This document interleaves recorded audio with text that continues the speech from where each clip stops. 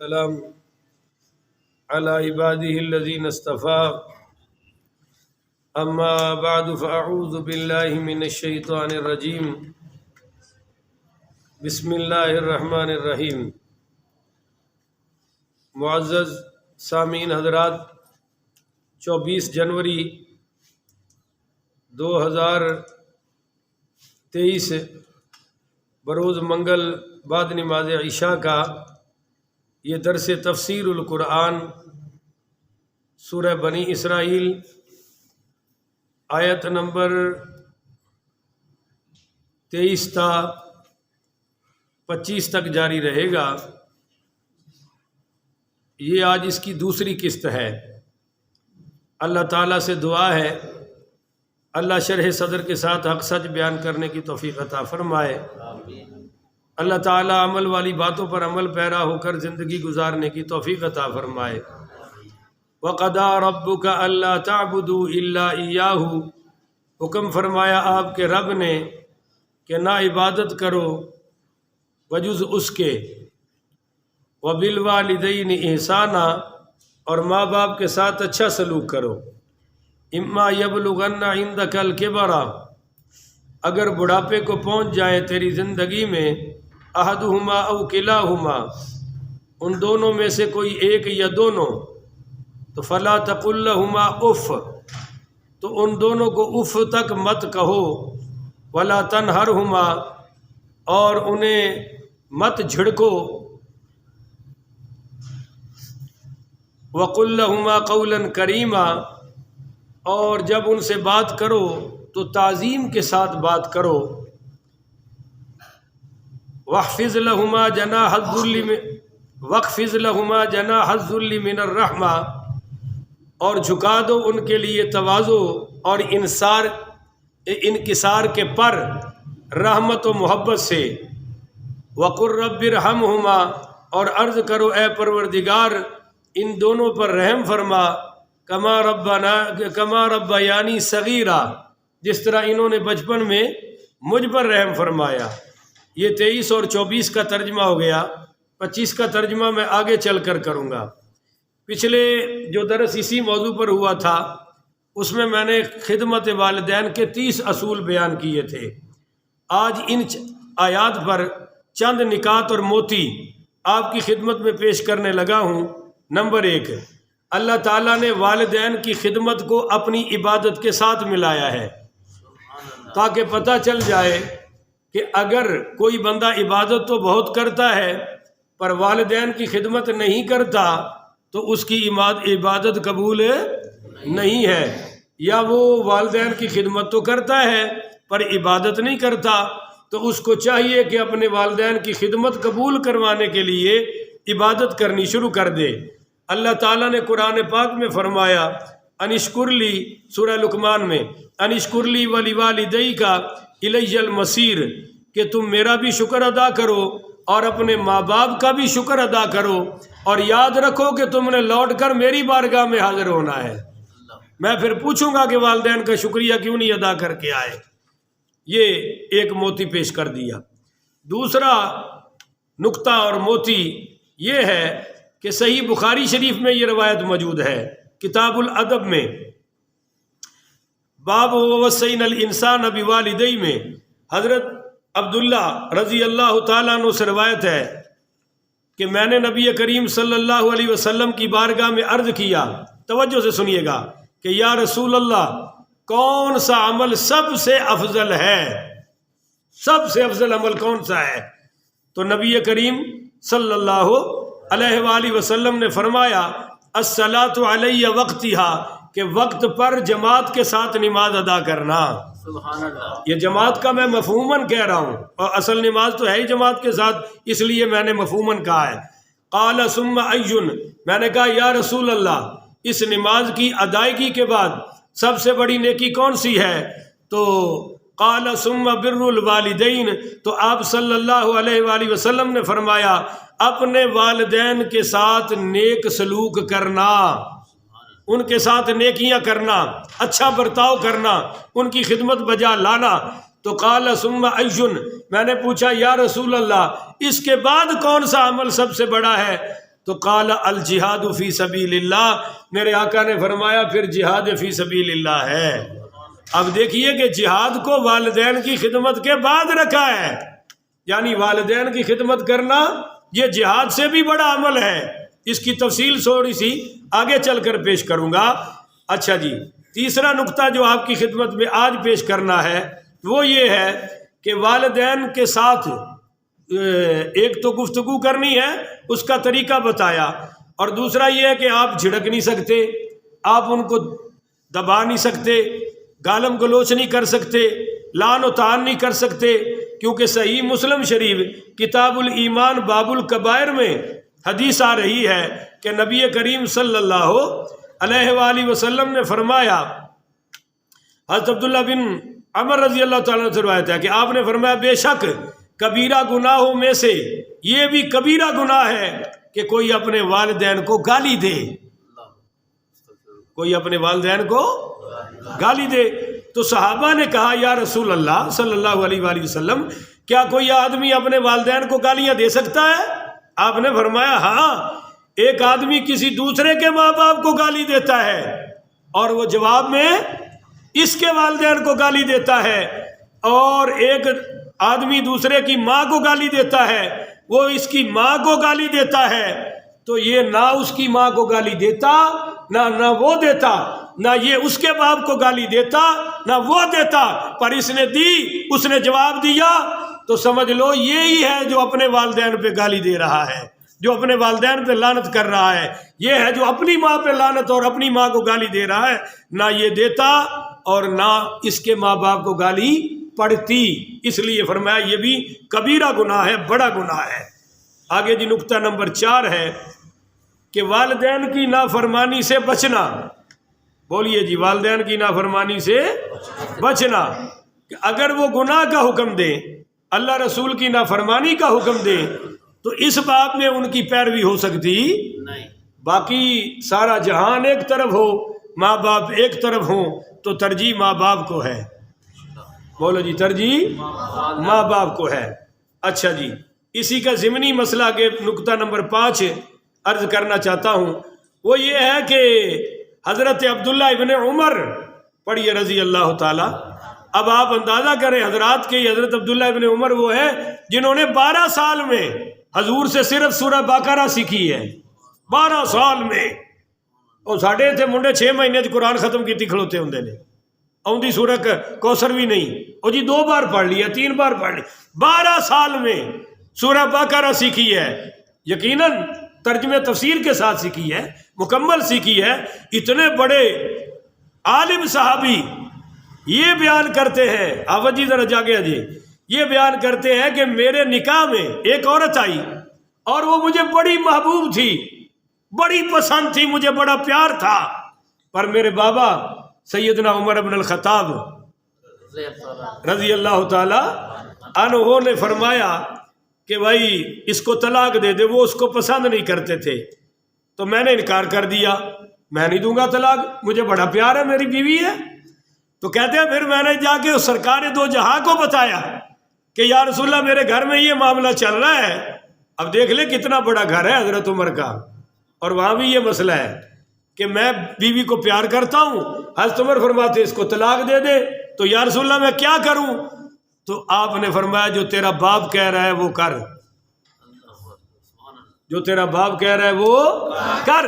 تو کہتے ہیں جب سرکار نے فرمایا تو پھر میں نے طلاق دے دی۔ تو ماں باپ کا یہاں تک حق ہے جناب، اللہ ہمیں سمجھنے کی توفیق عطا فرمائے۔ آگے ہے جی نقطہ نمبر 6، والدین کے ساتھ نیکی اور احسان کرنا، اور اس کے ساتھ یہ ضروری نہیں کہ وہ دونوں مسلمان ہوں۔ بھائی سن رہے ہیں میری بات، ماں باپ کے ساتھ نیکی تو ضروری ہے، پر یہ ضروری نہیں کہ وہ آگے سے مسلمان ہوں، وہ کافر بھی ہو تو پھر بھی دنیا کے معاملات میں ان کی پیروی کی جائے گی، پھر بھی دنیا کے معاملات میں ان کی پیروی۔ مثلا آپ کو حدیث سناتا ہوں، سیدہ اسماء بنت صدیق پڑھی رضی اللہ تعالی عنہا، یہ بیان کرتی ہیں کہ میری ماں آئی، وہ مشرکہ تھی، اور قریش کے عہد اور ان کی مدت میں جبکہ انہوں نے حضور صلی اللہ علیہ وآلہ وسلم سے معاہدہ کیا ہوا تھا، اور یہ میرے پاس آئی تو میں نے اس اپنی ماں کے بارے میں جو کہ کافرہ تھی، مشرکہ تھی، پوچھا یا رسول اللہ کیا میں اس کے ساتھ بھی صلہ رحمی کر سکتی ہوں، اس کی خدمت مدد کر سکتی ہوں؟ تو میرے نبی کریم صلی اللہ علیہ وآلہ وسلم نے فرمایا ہاں ضرور، تو اس کے ساتھ صلہ رحمی کیا کر۔ کیوں؟ اب دیکھیے سورہ ممتحنہ میں اللہ تعالیٰ نے فرمایا کہ لا ینہاکم اللہ عن الذین لم یقاتلوکم فی الدین ولم یخرجوکم من دیارکم، کہ اللہ تعالیٰ تمہیں منع نہیں کرتا کہ جن لوگوں نے دین کے معاملے میں تم سے ٹکر نہیں لی یا جن لوگوں نے تمہیں گھروں سے نہیں نکالا، ان تبروہم، کہ ان کے ساتھ تم نیکی کرو، ان کافروں کے ساتھ جو تم سے لڑتے نہیں، جنہوں نے تمہیں گھروں سے نہیں نکالا۔ اللہ منع نہیں کرتا کہ تم ان سے نیکی نہ کرو، بلکہ تم ان سے نیکی کیا کرو۔ تو یہ مذہب اسلام ہے جو انسانیت کی بنیاد پر کافروں کی خدمت اور مدد کرنے کا حکم فرما رہا ہے۔ ان تبروہم، سورہ ممتحنہ آیت نمبر 8۔ اچھا جی، آگے 7واں نقطہ، وہ جو میں نے عرض کیا تھا کہ ایک طرف جہاد ہو، ایک طرف خدمت والدین ہو، تو صحیح مسلم کتاب البر والصلہ والادب اور باب تقدیم بر الوالدین جلد نمبر 2 میں صفحہ نمبر 313 پہ حدیث آ رہی ہے کہ حضرت عبداللہ بن عمر رضی اللہ تعالی عنہ سے روایت ہے، انہوں نے بیان کیا کہ نبی کریم صلی اللہ علیہ وآلہ وسلم کی بارگاہ میں جانے کے لیے، جہاد پر جانے کے لیے ایک شخص حضور کی بارگاہ میں حاضر ہوا، اجازت طلب کی، تو آپ نے فرمایا کیا تیرے والدین زندہ ہیں؟ اس نے کہا جی ہاں۔ اب جی اگے تو ٹر نہ جایا جی، حدیث نوٹ کر لو۔ آپ نے فرمایا کیا تیرے والدین زندہ ہیں؟ تو اس نے کہا جی والدین میرے زندہ ہیں۔ تو میرے آقا نے فرمایا واپس چلا جا، ان کی خدمت کر، تیرا یہی جہاد ہے۔ فَفَجَاهِدْهُمَا، یہی تیرا جہاد ہے، جا ان کی خدمت کر۔ یہ ایک روایت ہے۔ اسی باب میں دوسری روایت یہ ہے کہ آپ نے پوچھا تیرے والدین زندہ ہیں؟ اس نے کہا جی ہاں، میں انہیں روتا ہوا چھوڑ کر آیا ہوں۔ تو میرے آقا نے فرمایا جا اور انہیں ہنسا، ایسے ہنسا جیسے تو ان کو رلا کر آیا ہے۔ یہ دوسری روایت ہے۔ اور اسی میں تیسری روایت یہ ہے کہ آپ صلی اللہ علیہ وسلم نے اس کو فرمایا کہ تیرا اپنے والدین کے ساتھ ان کے بستر پر سونا، کہ وہ تیرے ساتھ ہنسی مزاح کرے اور تیرے ساتھ اپنا دل بہلائے، تیرے لیے یہ میرے ساتھ جہاد پر جانے سے بھی افضل ہے۔ یہ تیسری روایت ہے۔ چوتھی کے الفاظ یہ ہیں، حضرت عبداللہ بن عمر بیان کرتے ہیں، انہوں نے فرمایا کہ ایک آدمی نبی کریم صلی اللہ علیہ وسلم کی بارگاہ میں حاضر ہوا اور آپ کی ہجرت پر بیعت کرنا چاہتا تھا، اور اس نے اپنے والدین کو روتے ہوئے گھر میں چھوڑا تھا۔ تو آپ نے فرمایا تو ان کی طرف لوٹ جا اور تو انہیں اسی طرح ہنسا جس طرح رلا کے آیا ہے۔ اس حدیث میں ثابت ہو گیا، ابن منذر رحمۃ اللہ علیہ محدث کہتے ہیں کہ والدین کی اجازت کے بغیر جہاد سے نکلنے کے لیے منع کیا گیا ہے، الا یہ کہ جہاد فرض عین ہو جائے۔ اگر فرض عین ہے تو پھر اماں ابا سے پوچھنے کی ضرورت ہے، پھر تو نکلنا ہی پڑے گا جی۔ اچھا جی، آگے جی نقطہ نمبر 8۔ اب یہ تو مسلمان والدین کی بات ہے۔ اگر والدین مشرک ہوں، کافر ہوں اور بیٹا مسلمان ہو، تھوڑا سا بولو پھر تو نیند آ جاندی ہے۔ والدین کافر ہوں اور بیٹا، اب جہاد پر اجازت کی ضرورت ہے یا نہیں ہے؟ تو اس میں علماء کا اختلاف ہے۔ امام ثوری رحمۃ اللہ علیہ کہتے ہیں کہ اگر والدین کافر ہوں تو پھر بھی ان کی اجازت کے بغیر جہاد میں شریک ہونا حرام ہے۔ والدین کافر بھی ہوں تو ان سے جہاد کی اجازت لینی پڑے گی۔ امام شافعی رحمۃ اللہ علیہ نے کہا آدمی کے لیے جائز ہے کہ وہ کافر ماں باپ کی اجازت کے بغیر جہاد میں شریک ہو سکتا ہے۔ ابن منذر رحمۃ اللہ علیہ نے کہا کہ دادا سے بھی، کہ دادا بھی باپ ہے اور دادیاں بھی مائیں ہیں، اگر اس کے ماں باپ کافر ہیں تو کوئی تو مسلمان ہوگا، دادی دادا نانی نانا، تو یہ ان سے اجازت لے۔ اگر کوئی بھی نہیں ہے تو پھر یہ کسی ماں باپ دادی دادا نانی نانا کی اجازت کے بغیر بولو بھائی جہاد میں شریک ہو سکتا نہیں ہے۔ اب یہاں آپ کو ایک اور بات بتاؤں، اگر ہلکی سی سبحان اللہ بڑے کہہ دو چھوٹے نہیں، یہ سنیے، حضرت طاؤوس رحمۃ اللہ علیہ فرماتے ہیں کہ بہنوں کے حق میں کوشش کرنا، بہنوں کے لیے دوڑ دھوپ کرنا، بہنوں کے لیے محنت مزدوری کرنا، یہ بھی اللہ تعالیٰ کی راہ میں جہاد کرنے سے افضل عمل ہے۔ یہ تھے الٹا بہنا دا حق کھا رہے نے جدادا جیسے ظالم نے۔ یہ پچھلے دن اسلام آباد میں ایک بندہ فوت ہوا ہے، اس کی بہن قبر پہ آئی ہے اور اس نے آ کر کہا کہ اللہ تجھے قبر میں قیامت تک ذلیل کرے ظالم، جس طرح تو نے میرا حق مارا ہے اللہ تجھے اسی طرح جہنم کی آگ سے مارتا رہے۔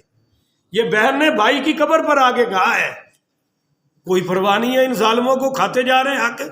اللہ نے قرآن میں رکھا ہے حق، تو تم کون ہوتے ہو ان اپنی بیٹیوں کو اور بہنوں کو حق وراثت سے محروم کرنے والے؟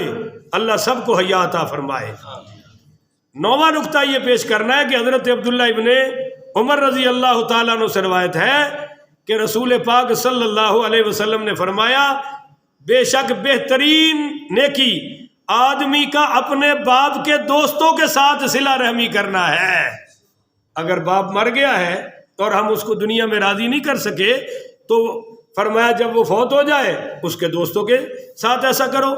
اب سمجھیے، حضرت ابو اسید رضی اللہ تعالی عنہ روایت کرتے ہیں، یہ بدری صحابی ہیں، فرماتے ہیں کہ میں نے حضور پاک پڑھیے صلی اللہ علیہ وآلہ وسلم کی خدمت میں بیٹھ کر، یہ بیٹھا ہوا تھا اور ایک انصاری آئے صحابی، اور انہوں نے عرض کی یا رسول اللہ، کیا میرے والدین کے فوت ہونے کے بعد نیکی اور احسان کا کوئی مجھ پر حق ہے کہ وہ دنیا سے چلے جائے میں پھر بھی نیکی کروں؟ تو آپ صلی اللہ علیہ وسلم نے فرمایا ہاں، تو اس کے ساتھ نیکی اور احسان کر سکتا ہے۔ کون سا؟ نمبر 1، فرمایا ان کی نماز جنازہ پڑھ۔ فوت ہو گیا ہے نا، تو پہلا حق کیا ہے بولو؟ ان کی نماز جنازہ پڑھنا۔ نمبر 2، فرمایا ان کے لیے استغفار کرتا رہے۔ نمبر 3، مرنے کے بعد ان کے وعدوں کو پورا کر۔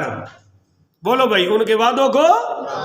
آج کل عجیب جہالت ہے کہ فوتگی پر تو اعلان کروا دیتے ہیں، جس نے لینا دینا ہو ہم سے رابطہ کرو، اور بعد میں کو گل سنتا وہ ابے دی ساری جداد ہڑپ کر جاندے نے، ابے دا قرضہ نہیں لاندے۔ تو فرمایا اگر تیرے باپ نے کسی کے ساتھ وعدہ کیا ہے اس کو پورا کر۔ نمبر 4، فرمایا ان کے دوستوں کی تکریم کر، ان کے ساتھ صلہ رحمی کر، جن کے ساتھ تیرا تعلق صرف انہی کی وجہ سے ہو، صرف باپ کی وجہ سے ہو، ان کے ساتھ تعلق نبھا جیسے تیرا باپ نبھاتا رہا ہے۔ یہ وہ حق ہیں جو تجھ پر تیرے والدین کے مرنے کے بعد بھی باقی ہیں۔ نبی کریم پڑھیے صلی اللہ علیہ وآلہ وسلم سیدہ خدیجہ کی سہیلیوں کی مدد فرمایا کرتے تھے، ان کی خدمت کیا کرتے تھے کہ یہ میری خدیجہ کی سہیلی ہیں وفات کے بعد۔ اچھا جی، آگے نمبر 10، اما یبلغن عندک الکبر احدہما او کلاہما، کہ دونوں یا ایک بڑھاپے کی حالت میں پہنچ جائے تو پھر ان کا خصوصی خیال رکھو، کیونکہ جوانی میں تو وہ ہاتھ پیر مار لیتے ہیں مگر بڑھاپے میں ان کا کوئی سہارا، جیسے بچپن میں تیرا کوئی سہارا نہیں تھا نا ان کے سوا، تو آج ان کا بھی کوئی سہارا نہیں بولو تیرے سوا۔ حضور پاک صلی اللہ علیہ وسلم رمضان کے مہینے میں حضرت انس بیان کرتے ہیں کہ آپ اپنی ممبر پر چڑھے، پہلی سیڑھی پر قدم مبارک رکھا تو فرمایا آمین، دوسری پر رکھا تو فرمایا آمین، تیسری پر رکھا تو فرمایا آمین۔ تو صحابہ نے پوچھا یا رسول اللہ آج آپ نے صرف آمین ہی کہا ہے؟ تو آپ صلی اللہ علیہ وسلم نے فرمایا جب میں ممبر کی سیڑھی پر پہلی سیڑھی پر قدم رکھا تو جبریل آئے اور انہوں نے کہا یا رسول اللہ جو آپ کا نام سنے اور درود نہ پڑھے، یعنی صلی اللہ علیہ وآلہ وسلم نہ پڑھے، اس کا ناک خاک آلود ہو، یعنی وہ ذلیل و خوار ہو جائے۔ میں نے کہا آمین۔ تو سر ہلانا چاہیے یا درود شریف پڑھنا چاہیے؟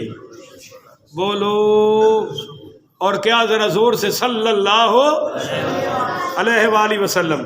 جب میں نے دوسری سیڑھی پر پاؤں رکھا تو جبریل امین نے دعا کی کہ یا رسول اللہ جو اپنے والدین کو پائے جوانی میں اور ان کی خدمت نہ کرے، ان کو راضی کر کے جنت نہ کمائے، اس کو بھی ذلیل و خوار کر، اس کو بھی برباد کر۔ میں نے کہا آمین۔ اور جب تیسری سیڑھی پر رکھا تو اس نے کہا جو رمضان کو پائے روزے نہ رکھے اور جنت نہ کمائے اس کو بھی ذلیل و خوار کر. میں نے کہا آمین. دیکھو دعا مانگنے والا فرشتوں کا سردار ہے، آمین فرمانے والا انبیاء کا سردار ہے، ساری کائنات کا سردار ہے، ساری مخلوق کا سردار ہے. تو سوچو دعا کی قبولیت میں کیا شک رہ گیا. تو یہ 10 باتیں ہو گئی تھی. آگے ہے جناب نمبر 11واں نقطہ، فلا تقل لہما اف، کہ ان کو اف بھی نہ کہنا. بولو بھائی اف بھی نہ کہنا. کھبے پاسے والے بولو نا جی، اف بھی نہ کہنا، اف نہیں کرنا بالکل. اف کیا ہے؟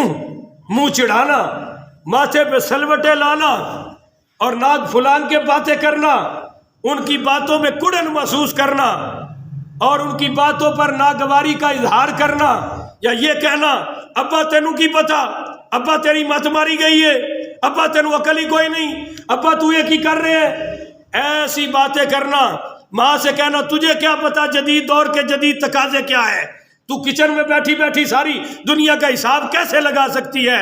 فلا تقل لہما، اللہ کہہ رہا ہے یہ بھی حرام ہے. اف بھی نہ کہنا، تف بھی نہ کہنا.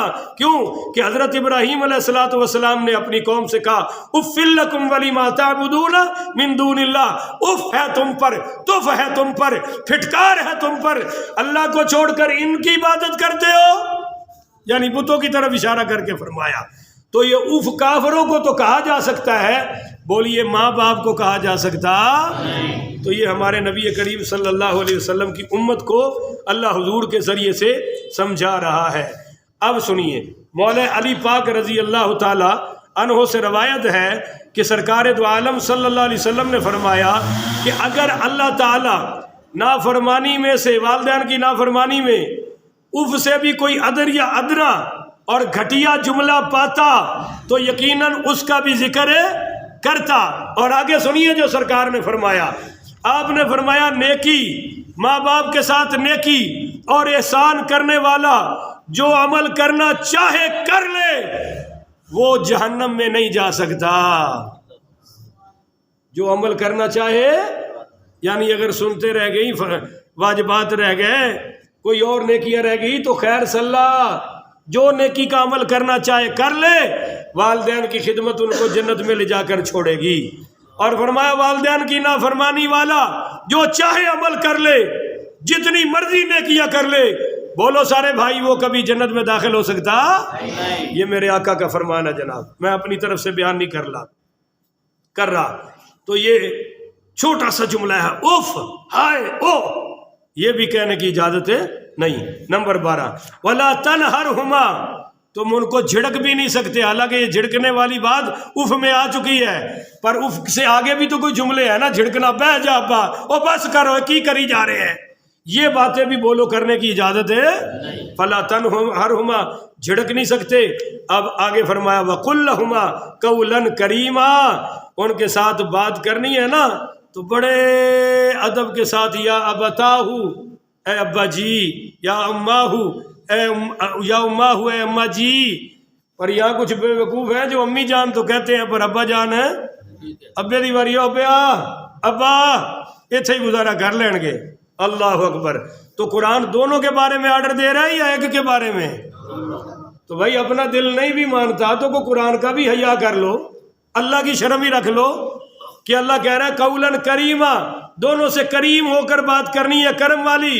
فرمایا غلطی کرنے والے غلام کا اپنے آقا کو سخت اور کلمہ کہنا، جیسے وہ غلام آقا کو سخت نہیں نہ کہہ سکتا، ایسے بیٹا بھی اپنے والدین کو سخت سست بولو کہہ سکتا نہیں. وہ کہتے رہیں بے شک، ان کو کھلی چھٹی ہے.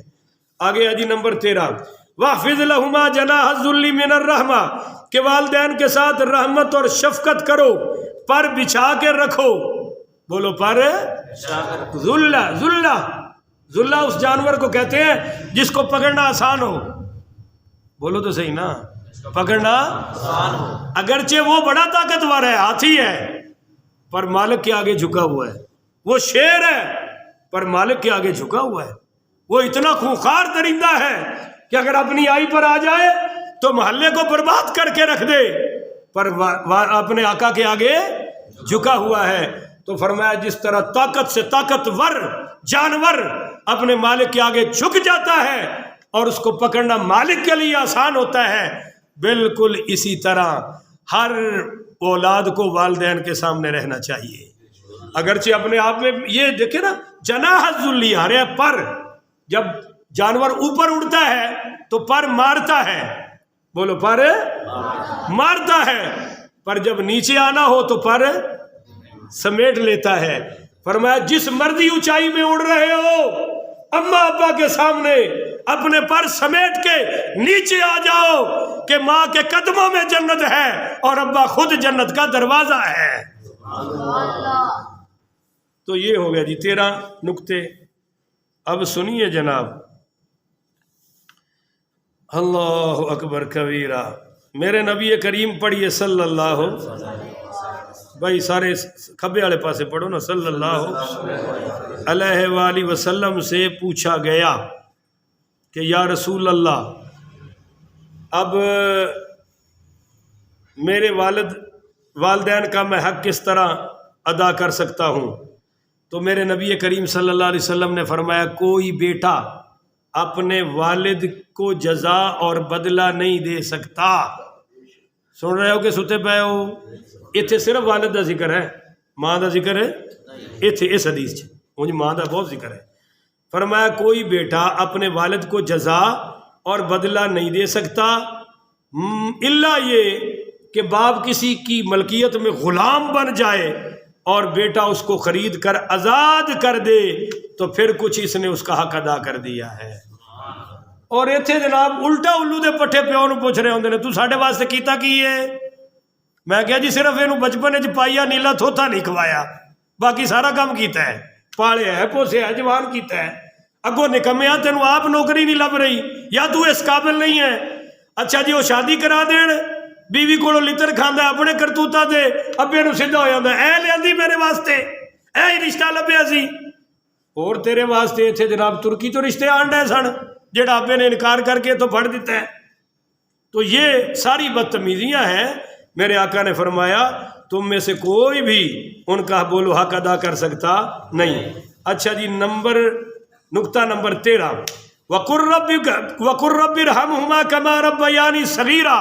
یہ حضرت سعد بن ابی وقاص کے بارے میں نازل ہوئی کہ جب انہوں نے اسلام قبول کیا تو ان کی ماں نے وہ صرف چادر اوپر اوڑھی اور باقی کپڑے اتار کے دھوپ میں بیٹھ گئی، سخت دھوپ میں تھی بھی بیمار، اور کہنے لگی کہ میں نہ پانی پیوں گی نہ میں کچھ کھاؤں گی اور نہ چھاں میں آؤں گی، تو کلمہ چھوڑ. اور یہ ماں کے بڑے ہی تابع دار تھے، بڑے ہی خدمت گزار تھے، مگر یہ سرکار کے پاس پہنچے اس حالت میں کہ روتے ہوئے تو قرآن آ گیا. اللہ نے فرمایا ان کی کفر میں بات مانی نہیں.